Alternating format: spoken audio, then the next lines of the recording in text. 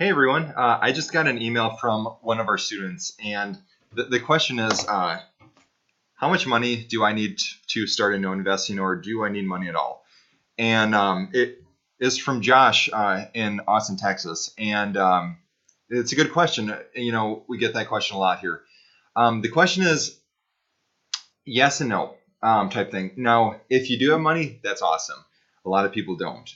And so you really have to be careful how you diversify that money into a real estate note. And I do have some suggestions, but I also want to go the other way and say that, if you don't have money, that's okay too. However, you're going to take the school of hard knocks essentially at first. That's how we kind of started. We had to learn the business first. So it took us 7 months of trial and error to learn the business as far as who to contact for notes, how much do they cost, how do you work it out, and then finally working out a successful note deal in Paterson, New Jersey. How do we do that? Well, first of all, we rose money. We raised money by private investors locally because we knew them and they trusted us for our knowledge.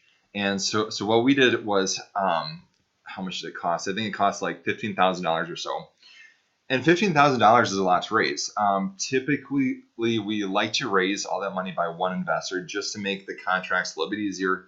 The contract that we use it's a joint venture agreement, and that basically says that we're going to go into a partnership to purchase this note. However, we are not bound to a partnership as far as a business structure or entity. But this investor is going to be putting up the $15,000. However, I am going to be working out the note. Now, we both profit in the sense of the contract lays out that we're going to split the profits and expenses 50-50.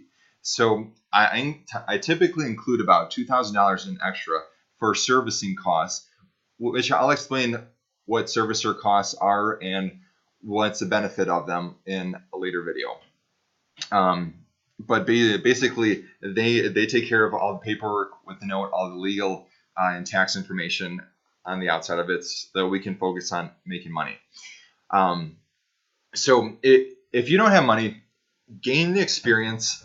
How are you going to gain the experience? Well, learn the business, read, get a coach. I can be your coach if you want. If you want to reach out to me over email or this YouTube channel, go ahead, and I encourage that. Also, I do have a book published. It's on Amazon under non-performing notes. The book title is called Past Due, and it's about that thick, but it'll take you probably a month to read or so. If you just implement the information, you'll get to where you want to go. Now, if you do have money, I recommend having at least a minimum of $10,000 to be on the safe side. And that $10,000 is going to include little liquid funds that, in case something were to happen, say with the notes, say you have to foreclose on it. It's in Florida. It's a 2-year redemption state, and you have to foreclose, and those costs can be very expensive as far as the attorney bills and all. So you're going to want to have a little bit of surplus funds. So just say you find a note for $5,000, you're pretty hedged, with that. So do you need money? Yes and no. You kind of have to pick your battles with that. I encourage everyone to save up, at least $10,000 before you go into this venture, just so you have the credibility and the funds to get into it. However, it can be done without money. It just takes a little bit longer and it's a little bit rougher route. But my brother and I have done both routes, and we like having the money a little bit better. But knowing now what we did, we are using other people's money now because, it's safer for us, and we can leverage the asset a little bit better as far as making profits. So I hope this helps. If you guys have any questions, feel free to reach out to me. And like this video, share it, and subscribe. We'll see you in the next video.